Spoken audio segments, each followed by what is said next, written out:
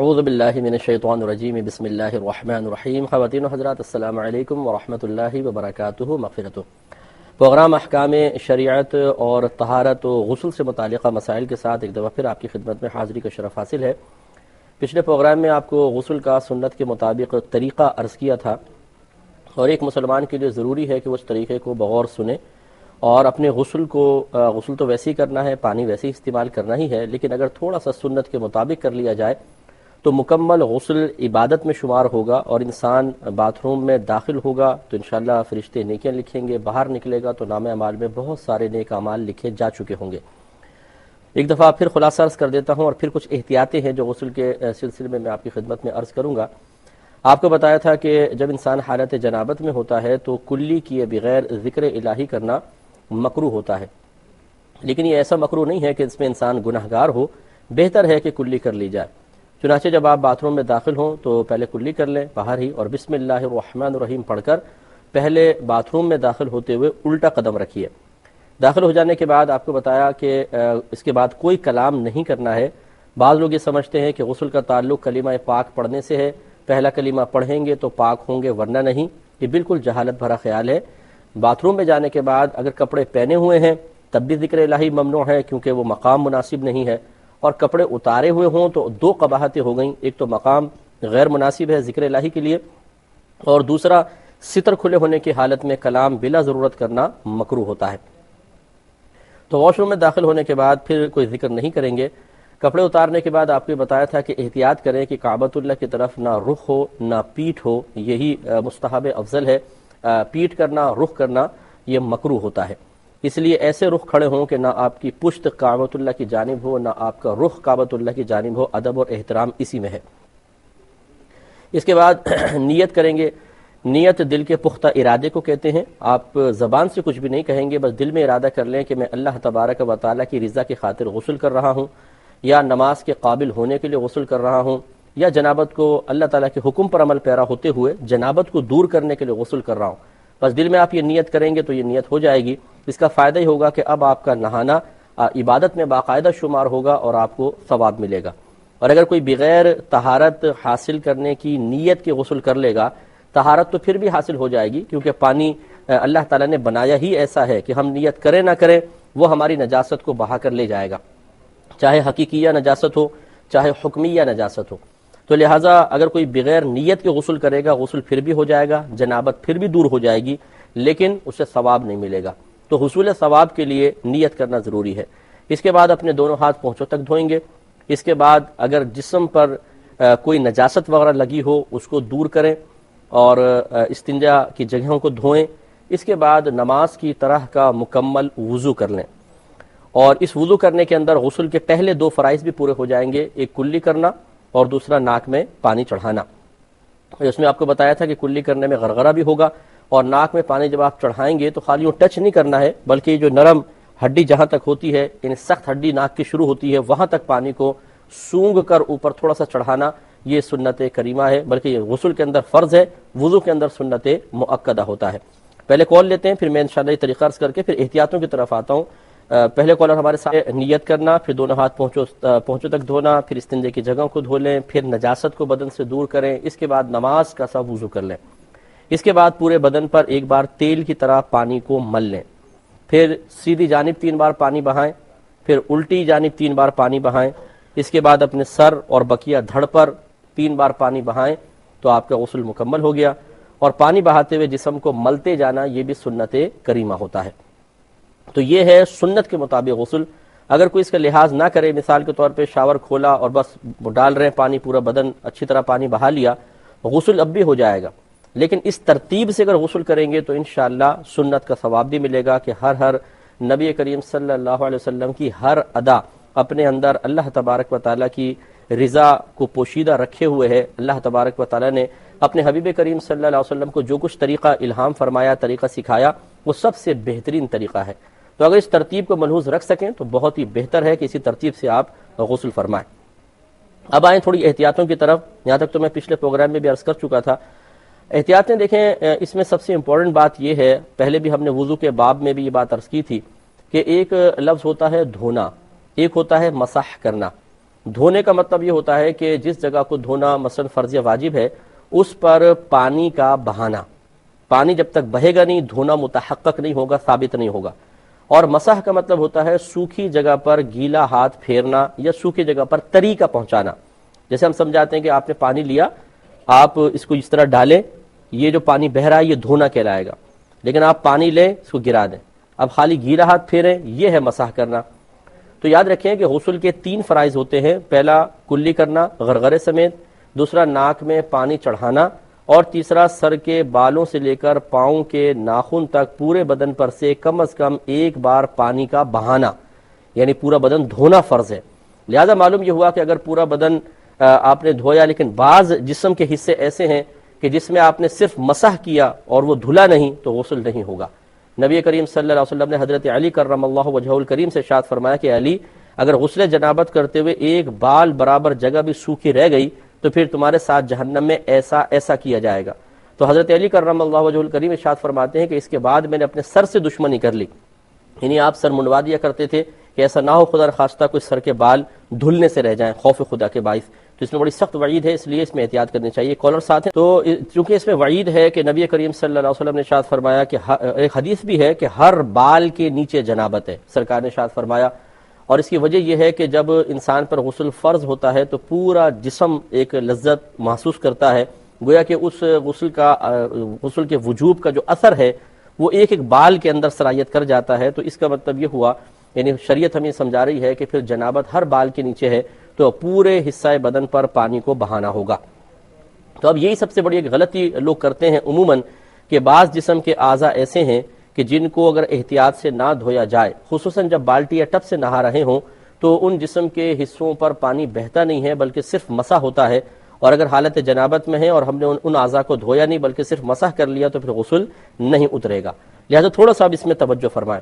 پہلی بات تو یہ کہ مثال کے طور پہ کلی کرنا، جیسے میں نے آپ کو بتایا کہ یہ فرض ہے لیکن غرغرے سمیت۔ وضو کے اندر کلی کرنا اور غرغرہ کرنا سنت مؤکدہ ہے، اگر ترک ہو جائے وضو ہو جائے گا، لیکن اس طرح کلی غرغرہ وغیرہ نہیں کیا، اس کے ترک کی عادت بنائیں گے تو کہیں جا کے گناہگار ہوں گے، لیکن وضو بہرحال ہو جائے گا۔ لیکن غسل کے اندر یہ غرغرہ کرنا کلی کرنا فرض ہے، اگر نہیں کریں گے غسل نہیں اترے گا۔ اس پہ کلام کرتے ہیں لیکن ایک مختصر سے بریک کے بعد۔ تو آپ کی خدمت میں عرض کر رہے تھے کہ ایک تو دیکھیں کلی کرنا اور غرغرہ کرنا غسل میں فرض ہے، لہذا اگر کوئی بھائی بہن کلی تو کرتے تھے لیکن غرغرہ نہیں کرتے تھے تو ان کا غسل نہیں ہوگا۔ اس پر انہیں اللہ تعالیٰ کی بارگاہ میں توبہ کر کے آئندہ احتیاط کرنی چاہیے۔ اسی طرح دانتوں کے اندر پہلے چیک کر لیں کہ کوئی چیز جمی ہوئی نہ ہو۔ مثال کے طور پہ بعض لوگ ایسے ہیں جنہیں چھالیاں وغیرہ کھاتے ہیں، پان وغیرہ کھاتے ہیں تو چھالیاں داڑوں میں جم جاتی ہے، اور یقینی سی بات ہے جب وہ جم جائے گی تو اس کے نیچے پانی نہیں پہنچے گا۔ اس لیے اس طرح جو پان چھالیاں کھانے والے حضرات ہیں وہ ذرا پہلے اپنے دانتوں کو آئینے میں چیک کر لیں، اگر وہ دیکھتے ہیں کسی داڑ میں کوئی چھالیاں وغیرہ پھنسی ہوئی تو اس کو نکالیں۔ اسی طرح اگر کسی نے بوٹی وغیرہ کھائی ہے، وہ ہڈی چبائی ہے اور ہڈی دانتوں کے اندر پھنس گئی ہے، اسے نکالیں۔ بوٹی وغیرہ بھی بہتر ہے کہ اگر وہ دانتوں میں پھنس گئی ہے تو اس کو نکال لیا جائے، لیکن وہ ذرا قلیل مقدار ہوتی ہے تو انشاءاللہ وہ معاف ہوگی، لیکن بہتر یہ ہے کہ دانتوں کے درمیان اگر بوٹی وغیرہ پھنسی ہے تو اسے بھی نکال دیا جائے۔ ہاں، یہ جو اگر آپ نے مثال کے طور پہ کوئی نکلی دانت لگوایا ہوا ہے یا دانتوں کو تار سے باندھا ہوا ہے، یا اسی طرح پان کھاتے ہیں اور کتھا چونا جم گیا ہے دانتوں کے اندر، وہ کھرچ نہیں سکتا ہے، اسکیلنگ سے ہی ہوگا ویسے نہیں ہو سکتا، تو یہ چیزیں معاف ہوتی ہیں۔ لیکن اگر آپ نے چھالیاں وغیرہ کھائی چونکہ آرام سے نکل سکتی ہے، اور ہڈی وغیرہ چبائی وہ بھی نکل سکتی ہے، یوں کو ٹافی وغیرہ چبائی اور وہ دانتوں کے اندر جمی ہوئی ہے تو اس کو بہرحال ہٹانا پڑے گا، اس کے بعد ہی کلی معتبر مانی جائے گی، یعنی وہ شریعت اس کا اعتبار کرے گی، ورنہ غسل مکمل نہیں ہوگا۔ کالر ہمارے ساتھ۔ تو ایک تو یہ دانتوں کا مسئلہ، دوسرا ناک کا مسئلہ کہ ناک میں پانی چڑھانا یہ فرض ہے، جیسے میں نے آپ کو بتایا۔ چنانچہ اگر کسی نے سابقہ زندگی میں اس طرح کیا تھا کہ پانی لیا وہ تھوڑا سا یوں ٹچ کر کے چھوڑ دیا اور اوپر تک پانی نہیں چڑھایا تھا تو اس کا غسل نہیں ہوا تھا، اسے اللہ کی بارگاہ میں توبہ کرنی چاہیے، اور اب دوبارہ وہ کم از کم ناک میں پانی چڑھا لے۔ بقیہ بدن پہ اگر پانی بہ گیا تو غسل مکمل ہے، لیکن ناک میں پانی چڑھا کر وہ اس فرض کی تکمیل کرے۔ اسی طرح اگر ناک میں کوئی چیز جمی ہوئی ہے تو اس کو چھڑانا فرض ہوتا ہے۔ مثال کے طور پہ کوئی گندگی وغیرہ لگی ہوئی ہے، اندر سخت جم گئی ہے، سوکھ گئی ہے، تو اگر آپ اس کو نہیں چھڑائیں گے تو یقیناً اس کے نیچے پانی نہیں پہنچے گا۔ لہذا سنت طریقہ یہ ہوتا ہے کہ ناک میں پانی تھوڑا سیدھے ہاتھ سے چڑھائیں اور الٹے ہاتھ کی چھوٹی انگلی ناک کے اندر ڈال کے آپ دیکھیں کوئی اگر چیز ایسی جمی ہوئی ہے تو اس کو چھڑانا ہوگا۔ اس کے علاوہ اگر بہنیں ہیں انہوں نے مثال کے طور پہ نیل پالش وغیرہ لگائی ہوئی ہے، ہر ایسی چیز کہ جو جسم پر ایک تہ بنا دیتی ہے اور پانی کو جسم تک پہنچنے سے روک رہی ہو، تو یاد رکھیں غسل نہیں ہوگا۔ اس لیے بہنوں کو چاہیے کہ وہ غسل سے پہلے ذرا دیکھ لیں، کوئی ناخن پالش وغیرہ لگی ہوئی ہے تو نیل پالش اس کو ہٹائیں، اگر کوئی بھاری میک اپ کیا ہوا ہے، اتنا موٹا میک اپ کہ ان کو پتا ہے کہ یہ پانی کو کھال تک نہیں پہنچنے دے گا، تو پہلے میک اپ چھڑا کر پھر غسل ہو سکتا ہے، ورنہ نہیں۔ ہاں، خواتین کے لیے نبی کریم صلی اللہ علیہ وسلم نے یہ آسانی ضرور ارشاد فرمائی ہے کہ جو مینڈیاں بناتی ہیں، باریک باریک باریک مینڈیاں، چٹیاں نہیں کہ وہ تین بس یہ بل دیے تین بالوں کے حصے کر کے کریں، وہ تو آرام سے کھل سکتی ہے، لیکن جو باریک باریک مینڈیاں بنا لیتی ہیں کہ جو بہت زیادہ ایک دوسرے کے اندر گتھ جاتی ہیں، ان کو کھولنا بھی کئی گھنٹے کا کام ہے، تو نبی کریم صلی اللہ علیہ وسلم سے ایک صحابیہ نے عرض کیا رسول اللہ ان مینڈیوں کو کیا حکم ہے، اس کے کھولنے میں ہمیں حرج ہوتا ہے۔ سرکار نے فرمایا کہ ان کے اوپر سے پانی بہا لو، تمہارا غسل ہو جائے گا۔ تو اس میں شرعی مسئلہ یہ ہوتا ہے اگر مینڈیاں بہنوں نے بنائی ہوئی ہیں تو اتنا پانی ڈالیں کہ جڑ تک تو پانی پہنچ جائے، یعنی بالوں کی جڑ تک، سر تک پانی پہنچ جائے، اور ان مینڈیوں کے اوپر پانی بہا لیں گی تو کھولنا ضروری نہیں ہے، انشاءاللہ ان کے اوپر سے پانی بہائیں گے تو غسل ہو جائے گا۔ ایک کالر مزید، بس ایک بات اس سلسلے میں اور کہتے ہیں پھر جوابات کی طرف آئیں گے، وہ یہ ہے کہ جیسے بھی آپ کو بتایا کہ ہر ایسی چیز کو آپ چھڑائیں کہ جو پانی کو جسم تک پہنچنے سے روک رہی ہو، لیکن اس میں یہ ضرور ہے کہ اگر کوئی ایسا شخص ہے کہ جو ایسا پیشہ کرتا ہے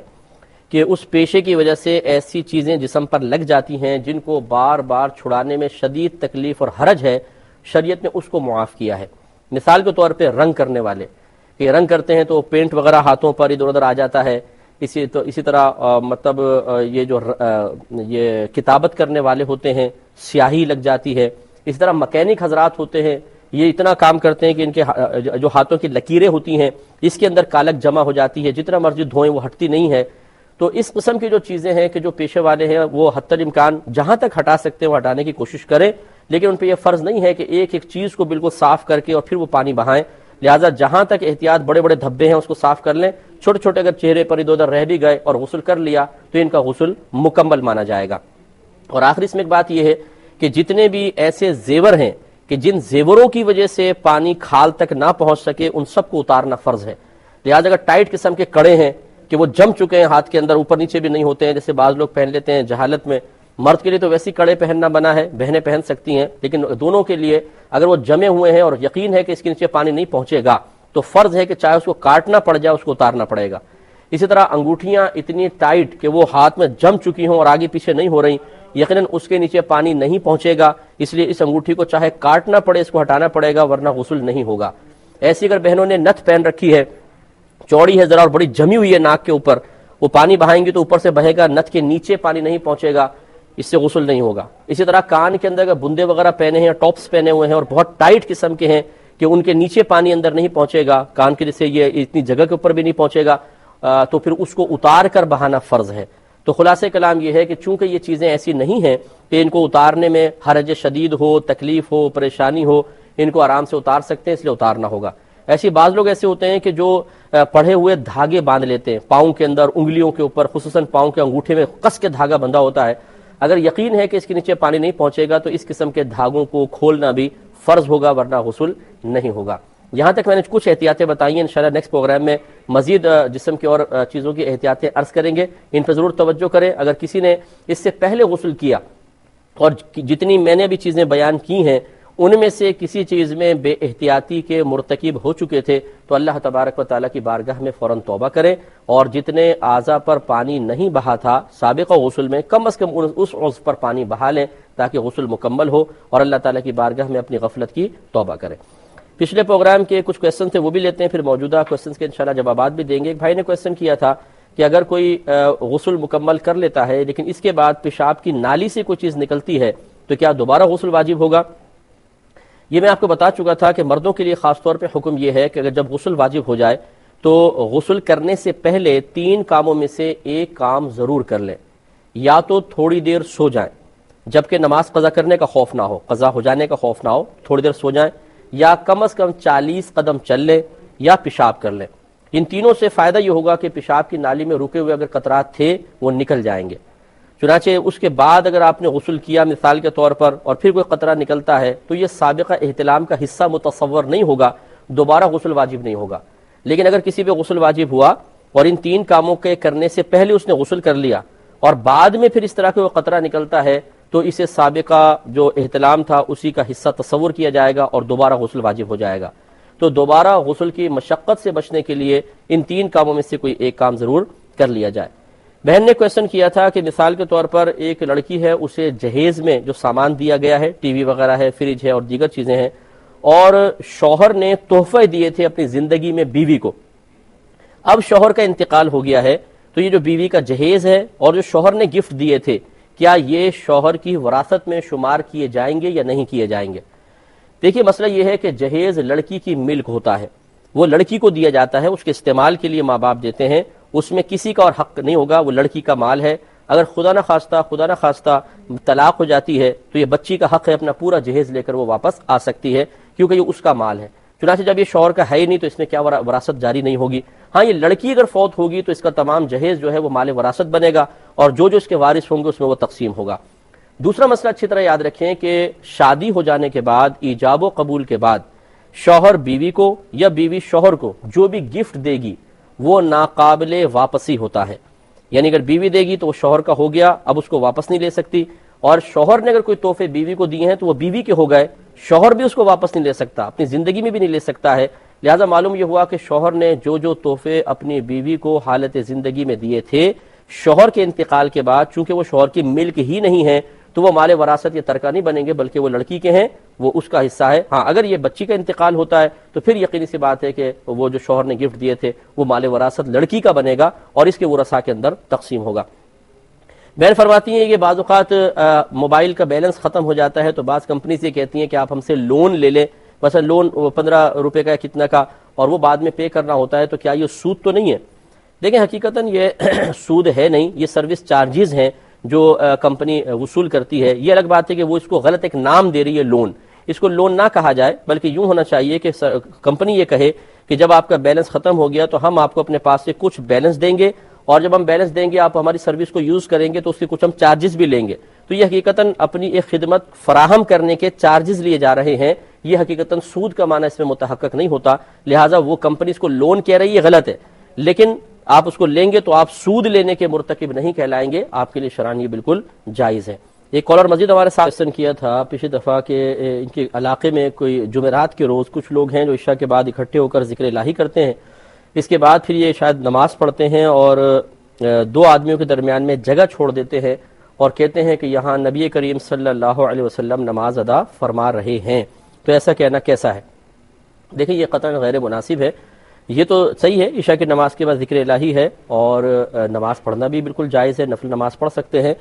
لیکن صفوف کے درمیان جگہ چھوڑنا اور یہ کہنا کہ یہاں نبی کریم صلی اللہ علیہ وسلم جلوہ افروز ہیں، یہ جگہ چھوڑنا مناسب نہیں ہے کیونکہ اس سے قطع صف لازم آ رہی ہے. کیونکہ نبی کریم صلی اللہ علیہ وسلم اگر بالفرض اللہ تعالیٰ کی عطا سے جیسے وہ قبور میں تشریف لاتے ہیں اور منکر نکیر باقاعدہ ان کے بارے میں کویسچن کرتے ہیں، اس لیے علماء اسلام یہ ضرور لکھتے ہیں کہ نبی کریم صلی اللہ علیہ وسلم اگر چاہیں تو بعطائے الہی دنیا میں کہیں تشریف لے جا سکتے ہیں، جیسے ہزارہ اولیاء کرام کے پاس آپ کا جانا ثابت ہے. لیکن اس طرح ایک پوری ایک رسم اور عادت بنا لینا کہ ضرور یہاں نبی کریم صلی اللہ علیہ وسلم تشریف لائے ہیں حالانکہ وہ کوئی محسوس نہیں ہو رہے، نظر نہیں آ رہے، اور پھر صفوف میں جگہ خالی چھوڑ دینا، حالانکہ نبی کریم صلی اللہ علیہ وسلم کا صریح حکم یہی ہے کہ صفوں کی کشادگی کو بند کرو، جو ایسا کرے گا تو اللہ تبارک و تعالیٰ اس کی بخشش و مغفرت فرما دے گا. تو لہٰذا اس طرح نہ کیا جائے کیونکہ اسی طرح مختلف نظریات اپنے بنا کر پھر مختلف عقائد کو عام کرنا اور اس سے پھر آنے والی نسل جو ہے وہ بعض اوقات ایک غلط نظریہ ایک غلط عقیدہ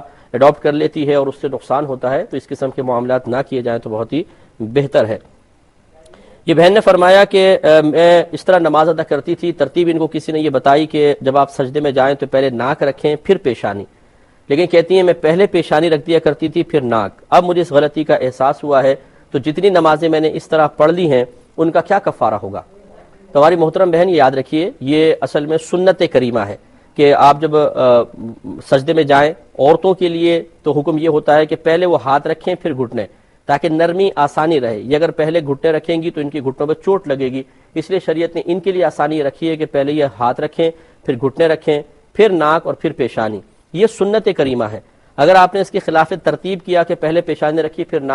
ناک رکھی تو زیادہ سے زیادہ آپ سے خلاف سنت فعل ہوا، جس سے ثواب میں تو تھوڑی سی کمی آئی، لیکن نماز کے اندر بہرحال کوئی کمی نہیں ہے، نماز آپ کی بالکل مکمل ہو گئی، لہٰذا نہ تو اس کو کوئی کفارہ ہے، نہ اس پہ کوئی توبہ وغیرہ واجب ہے، نہ کوئی اس کا عیادہ لازم ہے، بس ٹھیک ہے وہ ایک سنت کم ہو گئی، وہ ہو گئی، ثواب تھوڑا سا کم ہوا، تو آپ کو نمازیں لوٹانے کی حاجت نہیں ہے، کوئی کفارہ دینے کی ضرورت نہیں ہے، اور نہ آپ گناہ گار ہوئیں کہ آپ کو توبہ کرنی ہے، بس اللہ تعالیٰ کی بارگاہ میں آپ یہ ضرور کر سکتی ہیں کہ معذرت پیش کر دیں کہ اللہ تعالیٰ مجھے معلوم نہیں تھا، میری سنت ترک ہو گئی، آئندہ آپ احتیاط کر لیں تو انشاءاللہ آپ کو ثواب ملتا رہے گا۔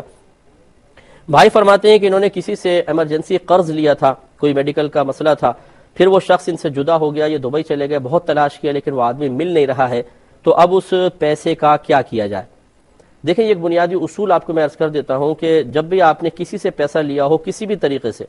اور یعنی جائز طریقے سے مراد ہے، اور آپ مالک کو بھول گئے یا مالک اب نہیں مل رہا، تو سب سے پہلے تو آپ اس کے ورثاء کو تلاش کریں، اس کے رشتہ داروں کو تلاش کریں، اگر وہ مل جائیں تو ان تک پہنچا دیں، اگر وہ شخص بھی نہیں مل رہا، اس کے رشتہ دار بھی نہیں مل رہے، تو پھر اس شخص کی جانب سے اتنا پیسہ اللہ تعالیٰ کی راہ میں صدقہ کر دیں، یعنی کسی غریب کو دے دیں، تو آپ بری ذمہ ہو جائیں گے انشاءاللہ میدان محشر میں، اللہ تبارک و تعالیٰ اس شخص کو آپ سے راضی کر دے گا اور آپ کی گرفت کا کوئی پہلو نہیں ہوگا۔ لیکن اس میں یہ ضرور یاد رکھیں کہ اگر آپ نے صدقہ کر دیا مثال کے طور پر اور بعد میں وہ شخص دوبارہ ملا تو آپ کو بہرحال اس شخص کو پیسے دینے ہوں گے، لیکن شریعت نے یہ اجازت نہیں دی کہ آپ اس کا پیسہ اپنے پاس رکھیں یا اس کو استعمال کرتے رہیں، بلکہ حکم شرع یہ ہے کہ اس نامعلوم مالک کی طرف سے یا معلوم مالک کی طرف سے لیکن جو اب مل نہیں رہا ہے، آپ اس پیسے کو صدقہ کر دیجئے، آپ کو بھی ثواب ملے گا، اسے بھی ملے گا۔ اب اگر مل جائے بعد میں اس کو کہہ دیں کہ میں آپ کی طرف سے صدقہ کر چکا ہوں، اگر آپ چاہیں تو یہ پیسہ مجھے معاف کر دیں، چاہیں تو میں آپ کو دے دیتا ہوں، مجھے امید ہے کہ وہ معاف کر دیں گے تو بس ٹھیک ہے، لیکن اگر مانگے تو دے دیں، آپ کو ڈبل ثواب ملے گا ایک صدقہ کرنے کا کہ یہ دینے کا۔ لیکن اگر وہ نہیں ملتا ہے اور آپ نے صدقہ کر دیا تو یہی شرعی طور پر مطالبہ تھا جو آپ نے پورا کر دیا، اب میدان محشر میں اللہ تبارک و تعالیٰ اس شخص کو آپ سے راضی کرے گا، ایسا نہیں ہوگا کہ وہ میدان محشر میں اس کے بدلے میں آپ سے نیکیاں لے لے، کیونکہ جو شرعی مطالبہ تھا آپ نے پورا کر دیا تو انشاءاللہ آپ بری ذمہ ہو جائیں گے۔ یہ اور پھر ایک کویسچن آیا تھا کہ اسلام میں شادی کی رسومات کون کون سی ہیں اور موجودہ رسومات جو ہیں ان میں سے کون سی جائز ہیں کون سی غلط ہیں۔ دیکھیں اسلام نے اصل میں اس قسم کے جو باہم معاملات ہیں ان میں کسی رسم کو خاص مقرر نہیں کیا ہے، مہر تو ایک ہے ہی ہے جو شریعت نے مقرر کیا، باقی رسومات جو ہیں اسے عادت، رسم و رواج اور عرف پر چھوڑ دیا ہے کہ جو آپ کی برادری میں، آپ کے خاندان میں، آپ کے ملک میں رسومات جاری ہیں آپ انہیں اختیار کر سکتے ہیں، لیکن ان رسومات کو اختیار کرنے میں شریعت کی پابندیوں کا لحاظ ضرور کرنا ہوگا، جس کا مختصر سے خلاصہ یہ ہے کہ ہر وہ رسم ایک تو ناجائز ہوگی جس میں گانے باجے ہوں فحش کلمات کے ساتھ، یعنی گانے فحش کلمات والے ہوں، مباح گانے اگر بچیاں گاتی ہیں مثال کے طور پہ ترانے ہیں یا ویسی گانے بھی گاتی ہیں، فحش کلمات نہیں ہیں اور میوزک نہیں ہے، اس کی اجازت ہے، لیکن میوزک شریعت میں حرام ہے، نبی کریم صلی اللہ علیہ وسلم نے موسیقی کو ناجائز قرار دیا ہے، تو اس لیے موسیقی یا ڈھول ڈھمکا یہ نہیں ہونا چاہیے، اس سے مطلب بے برکتی پیدا ہوتی ہے، یہ اس قسم کی رسومات منع ہوں گی۔ دوسرا، ہر ایسی رسم منع ہوگی جس میں لڑکے کو نامحرم ہاتھ لگائیں یا مہندی لگائیں یا کچھ سونا وغیرہ پہنائیں، یہ سب رسومات غلط ہوں گی، کیونکہ لڑکے کو چاہے وہ سالیاں کیوں نہ ہوں دولہا کو ہاتھ نہیں لگا سکتی ہے، نامحرم میں مرد کو چھونا حرام اور دولہا کو غیر عورت کو چھونا حرام۔ اسی طرح مردوں کو مہندی لگانا منع کیا گیا، نبی کریم صلی اللہ علیہ وسلم کے دور مبارکہ میں ایک ہجڑا تھا جس نے اپنے ہاتھ میں مہندی لگائی، اب چونکہ شرعی لحاظ سے ہجڑے مردوں کے حکم میں ہوتے ہیں، نبی کریم صلی اللہ علیہ وسلم کو جب اس بات کے بارے میں بتایا گیا، عرض کی گئی یا رسول اللہ کہ یہ مخنث ہے جو عورتوں سے مشابہت اختیار کرتا ہے، تو نبی کریم صلی اللہ علیہ وسلم نے اسے مدینہ منورہ سے باہر نکلوا دیا تھا، جلا وطن کروا دیا تھا، تو لہٰذا مرد مہندی نہیں لگا سکتا، یہ رسم غلط ہوگی۔ اسی طرح مرد کو ایک دفعہ نبی کریم صلی اللہ علیہ وسلم نے منبر اقدس پر بیٹھ کر ایک ہاتھ میں سونا لیا، دوسرے ہاتھ میں ریشم لیا اور فرمایا کہ یہ دونوں چیزیں میری امت کے مردوں پر دنیا میں حرام ہیں، جنت میں ملیں گی انشاءاللہ لیکن دنیا میں حرام ہیں۔ تو جب صراحتاً نبی کریم صلی اللہ علیہ وسلم سونے کے پہننے کو حرام قرار دے رہے ہیں، تو ابھی جو دولہا کو انگوٹھیاں پہنائی جاتی ہیں یا چھلے پہنائے جاتے ہیں، چاہے وہ وقتی اور عارضی طور پہ کیوں نہ ہو، نافرمانی ہے، اللہ کے نبی کے فرمان کو دائمی طور پر نہ مانا جائے یا وقتی طور پہ اس کی مخالفت کی جائے، دونوں ہی قابل گرفت ہیں، ایک مومن کے وقار کے خلاف ہے، لہذا اس قسم کی رسومات بھی نہیں ہونی چاہیے۔ پھر اس قسم کی رسومات نہیں ہونی چاہیے جس میں اس طرح کا مطالبہ ہو کہ سامنے والا اذیت اور تکلیف میں مبتلا ہو جائے، بہت زیادہ جہیز، بہت زیادہ بری، یا وہ جوتی چھپائی کی رسمیں ہیں، یہ اس میں زیادہ پیسے مانگنا، منہ دکھائی کی رسم میں پیسے زیادہ مانگنا، تو اس قسم کی جو رسومات ہیں جس میں اس طرح کا مطالبہ ہو کہ سامنے والا تکلیف میں مبتلا ہو جائے تو یہ رسم بری نہیں ہے، لیکن اتنا مطالبہ کرنا یہ ضرور برا ہے۔ رسم میں اگر کوئی قباحت نہیں ہے تو ٹھیک ہے وہ کر سکتے ہیں۔ اسی طرح ہر وہ رسم منع ہوگی جس میں لڑکیاں بے پردہ نامحرموں کے سامنے آئیں۔ جیسے بہت معذرت کے ساتھ یہ بہنیں کہیں گی تو ہر چیز پہ ہماری پابندی لگا دی، تو ہم تو ایک شریعت کا حکم آپ کی خدمت میں عرض کر رہے ہیں۔ جیسے یہ مہندی لے کر لڑکیاں نکلتی ہیں، بعض اوقات قریب جانا ہوتا ہے ایک محلے سے دوسرے محلے، بعض اوقات بسوں میں بھی جاتی ہیں تو وہ گھر سے بند سنور کر پھر وہ ہاتھ میں تھال لے کر اور وہ گانا گاتی ہوئی اور کھیکی کھیکی کھیکی کرتی ہوئی نکل رہی ہیں، لوگ ان کو دیکھ رہے ہیں اور بے پردہ پھر وہ جاتی ہیں ایسے مقام پر، یہ بھی شریعت نے منع کیا ہے۔ باقی جو رسومات ہیں شریعت رسم کو منع نہیں کرتی ہے، آپ جائز طریقے سے حلال طریقے سے ممانعت شرع سے بچتے ہوئے رسومات کریں گے تو بالکل جائز ہے۔ مثال کے طور پہ جیسے میں نے بتایا کہ بچیاں کوئی آپس میں لڑکیاں ہنسی مذاق کر رہی ہوں، کوئی حرج نہیں ہے اس میں فحش کلامی نہ ہو، یا ایسے گانے گا رہی ہیں جو بغیر میوزک کے ہوں اور اس میں گندے کلمات نہ ہو، بالکل جائز ہے۔ اسی طرح دلہن کے کو اپٹن لگانا، دلہن کو مہندی لگانا، دلہن کو زیور پہنانا، اس میں بھی حرج نہیں ہے۔ اسی طریقے سے یہ صحرا بندھائی کی رسم ہوتی ہے، غالباً دولہا کو باندھتے اور پھر پیسے لیتے ہیں، اگر اس میں کوئی زیادہ مطالبہ نہ ہو جائز ہے، دولہا کا صحرا باندھنا جائز ہے۔ تو اس طرح کچھ رسومات۔ اچھا، یہ پٹاخے بازی، ایسی کوئی رسم کرنا جس سے لوگ جیسے میں نے بتایا اذیت میں مبتلا ہوں، یہ جائز نہیں ہے۔ تو بعض اوقات رات کے 2:30-3 بجے برات گھر پہنچتی ہے اور اتنے پٹاخے ہوتے ہیں، دھماکے ہوتے ہیں کہ بیچارے سوئے ہوئے سارے لوگ اڑ جاتے ہیں، بچے اڑ جاتے ہیں، صبح آفس لوگوں نے جانا ہے وہ اڑ جاتے ہیں۔ اب خود سوچئے کہ آپ اپنی خوشی کی خاطر جب کسی کے دل کو اتنا دکھائیں گے، اگر اللہ نہ کرے اس کی زبان سے بد دعا نکلے اور اس کا دل دکھ جائے اور اللہ کی بارگاہ میں فریاد کرے اور وہ اس کی بد دعا بارگاہ الہی میں مقبول ہو جائے تو پھر یہ خوشی آپ کی غم میں بدل سکتی ہے۔ تو بعض اوقات جو شادیاں کامیاب نہیں ہوتی، فوری طور پہ بے برکتیاں ظاہر ہوتی ہیں اور لوگ کہتے ہیں ہمیں سمجھ میں نہیں آ رہا کہ شادی کو 3 مہینے ہوئے نہیں ہیں، گھر میں لڑائی ہو رہی ہے، جھگڑے ہو رہے ہیں اور طلاق تک نوبت آ گئی، پتہ نہیں کیا ہے۔ انہیں جادو ٹونا ہی یاد آتا ہے، پھر فوراً کسی نے جادو کروا دیا ہے۔ جادو ٹونا بعد میں، پہلے اپنی حرکتیں دیکھ لیں، ہم اس پہ غور کر لیں کہ کیا ہم نے شادی بیاہ کرتے ہوئے اس طرح کے کوئی کام تو نہیں کیے تھے جس سے لوگوں کا دل دکھے تھے، لوگوں کو اذیت ہوئی تھی، تکلیف ہوئی تھی۔ یہ اس کا بھی مکافات عمل ہو سکتی ہے، یہ اس کا وبال بھی ہو سکتا ہے، لیکن وہ ہم اپنی کوتاہی بالکل نہیں دیکھتے۔ شریعت کے احکام کو خوشی کے موقع پہ خاص طور پر پامال کرنا اور اس کی نافرمانی کرنا معاذ اللہ ثم معاذ اللہ لگتا ہے کہ ہم سمجھتے ہیں ہمارے لیے اب جائز ہے کیونکہ خوشی کا موقع ہے، یہ غلط ہے، ایسا نہیں کرنا چاہیے۔ تو یہ کچھ میں نے تھوڑی سی تفصیل عرض کی ہے، باقی اور کوئی پرٹیکولر کوئی بھائی بہن پوچھنا چاہے تو وہ کال کر کے پوچھ سکتے ہیں۔ بھائی نے فرمایا کہ یہ داڑھی کی نیچے کی مقدار تو ہمیں پتہ ہے، لیکن یہ دائیں بائیں کی مقدار ہے یہ کتنی ہونی چاہیے؟ دیکھیں یہ صحیح حدیث میں موجود ہے کہ نبی کریم صلی اللہ علیہ وسلم اپنی داڑھی کے دائیں اور بائیں سے بال لیا کرتے تھے، یعنی کٹوایا کرتے تھے۔ لیکن اب اس میں بھی مطلب یہ کہ ایک مشت کا تو حکم نہیں ہے، یہ سائیڈ کا بس مسئلہ یہ ہے کہ اتنے بڑے بال نہ ہوں جو بدنما محسوس ہوں، اتنے چھوٹی بھی نہ کر لیں کہ بالکل ہی ختم کر لیں، یہ بھی نہیں ہونا چاہیے۔ تو تراش کے رکھ کر آدمی سائیڈ میں، اس کی کوئی خاص مقدار مقرر نہیں ہے، ہاں نیچے جو ہے وہ ایک مٹھی کے برابر جو مقدار آپ مشہور ہے معروف ہے وہ اس کا خیال کریں۔ سائیڈ سے آدمی تراش سکتا ہے، بے ترتیب بالوں کو ترتیب میں لانے کے لیے اگر وہ تراشے گا اس میں شرعاً کوئی حرج نہیں ہے۔ بھائی نے فرمایا کہ ان کے مسوڑوں سے مسلسل خون جاری رہتا ہے، جب یہ وضو کرتے ہیں تو خون نکلتا رہتا ہے، تو یہ کیا کریں؟ دیکھیے اگر تو آپ یہ سمجھتے ہیں کہ جب آپ کلی کرتے ہیں اس سے نکلتا ہے، یا آپ مسواک کرتے ہیں یا برش یوز کرتے ہیں تو نکلنا شروع ہوتا ہے، تو پھر آپ کے لیے حکم شرع یہ ہوگا کہ آپ وضو سے پہلے کلی نہ کریں، باقی تمام آپ فرائض اور سنن پوری کر کے نماز ادا کر لیں، پھر آپ بعد میں کریں۔ یا پھر اگر آپ یہ سمجھتے ہیں کہ 10-15 منٹ تک آتا ہے خون، اس کے بعد نہیں آتا، تو پھر آپ جو کلی کرنا، دانت صاف کرنا، یہ 15 منٹ پہلے کریں اور بعد میں جب وضو کرنے لگے اب کلی نہ کریں، مسواک یوز نہ کریں، باقی وضو پورا کر لیں۔ غرض یہ کہ اگر کسی کو کوئی اس قسم کا کوئی عذر لاحق ہو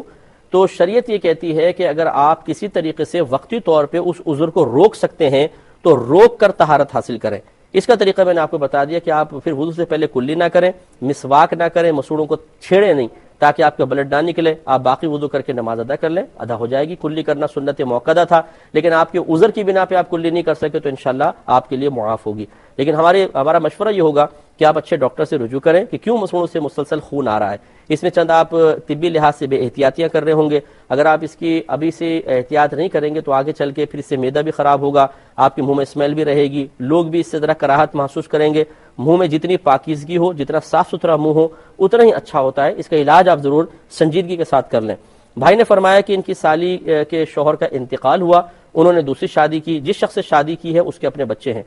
اب یہ سالی کا اب کوئی مزید اولاد نہیں ہے، تو اگر ان کا انتقال ہو جاتا ہے تو ان کے وارثوں میں کون کون ہوگا؟ دیکھیں مسئلہ یہ ہوتا ہے کہ ان کے شوہر تو یہ جو موجودہ شوہر ہیں یہ حقدار بنیں گے، لیکن ان کے جو شوہر کی پہلی بیوی سے اولاد ہے، جو ستیلی اولاد ان کی کہلائے گی، وہ بالکل حقدار نہیں ہوگی۔ باقی آپ کی سالی کی بہنیں ہیں، بھائی ہیں، ماں باپ ہیں، وہ حقدار بنیں گے، وارث بنیں گے، لیکن شوہر کی جو اولاد ہے یا شوہر کی دوسری بیوی وہ اس میں وراثت میں حقدار نہیں ہوگی۔